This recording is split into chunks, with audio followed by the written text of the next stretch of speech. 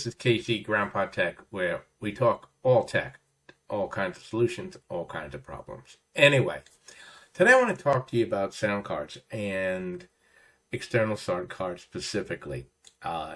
If many of you may have a laptop and have discovered that there is no more audio port where you can connect a 3.5 millimeter connection to it, or your headphones, or in my case, what I'm going to be talking about is my desktop PC. The sound card decided to take a hike and it stopped working. So what I have done is I'm going to review several different options for you. I'm going to tell you what I chose, and let's get into that right now. But before we get started, don't forget to like, share, and subscribe to the channel. We're trying to get to 1,000, and I need your help to do that.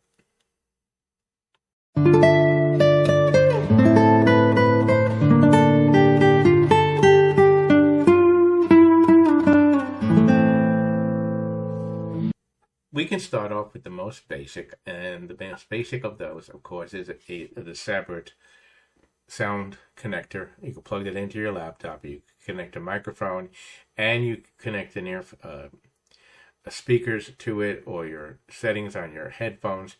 It has no controls, no adjustments, just is an audio out. Now, the next level up from that would be if you also are using a laptop and you wanted to be able to have USB extensions. You can buy one by Ugreen, and it has exactly the same. You have 3 USB 3.0 outputs, and it has a basic microphone in, audio out connection. Again, no, bare bones, no controls, no settings. So that is your first possible, and I'm going to get into that more. For the next standard up, and most of you know, it probably was the actual standard for sound cards and sound devices was Sound Blaster. I mean, I'm going back many years. That was the standard of sound cards, Sound Blaster. And Sound Blaster makes a small USB connector unit. I have it here in my hand. I'm gonna be testing that also. And that plugs right into your USB socket and allows you an audio and microphone in. But it is a higher level, and one of the things, while it still has no external controls, it does play at a 24-bit 96 hertz play out. Pretty good unit. Now, the next unit, and I actually got that one here, was this EPOS. Very small box. I have when we finish this discussion, I'm actually going to play a little unboxing for you. It has 2 modes basically. It either blue when you have standard US sound coming out, red when you're having surround sound 7.1. Designated was very nice, and it has a volume control in the front, and I'll show you the back. Hook up, as you can see in the back, the simple power connected to your USB and microphone and audio out of the back. It has a mild amplification. Pretty nice unit. I'm going to show you a video right now about it, and then we'll get back to more. Now, what I like about this one is very small. You can see it fits in the palm of my hand, doesn't take up a lot of desk space.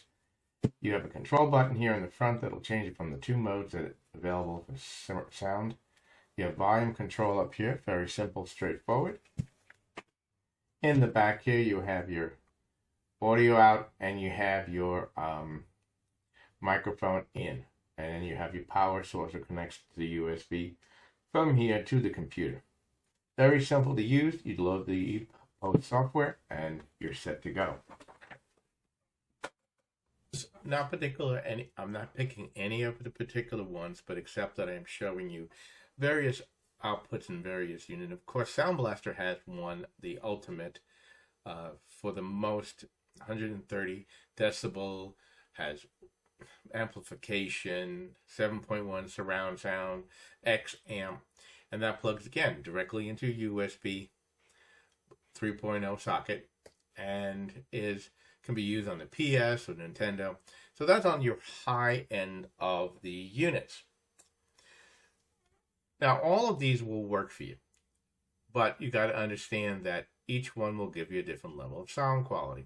So if you're only hooking up a pair of earphones, maybe, and you don't have a lot of amplification, a small, less expensive unit would work. But if you're hooking this up to your stereo system and you want to get some really quality sound, or you want to just improve if your motherboard doesn't have that quality sound coming out of it, most of them don't, these would be the higher levels ones to do. Now, if you just, like I said, if you're just want to be able to connect to your laptop or your Nintendo or PS, at least one of these will give you a different level of sound quality and amplification. Obviously, the small box, it's no amplification in it. It's just converting the signal into a usable form. So if you're hooking it up to speakers that have amplification, it might work fine for you. But if you're going to be using it with headphones, and those headphones aren't powered, you're going to need something more powerful, such as the Sound Blaster or the other devices. Now, I have to regretfully say that one of the devices that I did test was the EPOS. And I don't know whether I had a bad unit or what, but when I was dialing the audio, you understand what I'm saying? The volume control was very, very bad, very, very rough, and it kept disconnecting from my computer, and I don't know why. I tried it in a different computer, and it was disconnecting also. I ended up sending it back anyway. So I don't recommend the EPOS for my personal thing. The Sound Blaster X, most quality sound. Got it hooked up to my PS4.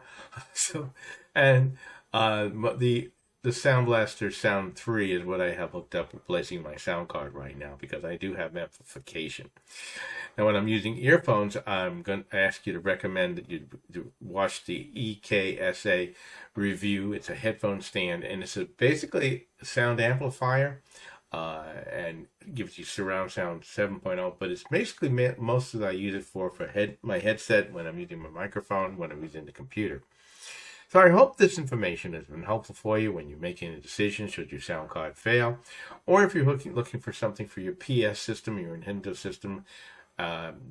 These will help you find something that might work for you. Again, this is Casey from Casey Grandpa Tech out. And until next time, please like, share, and subscribe. And give us that like, because we really need your help. Take care now. Bye-bye.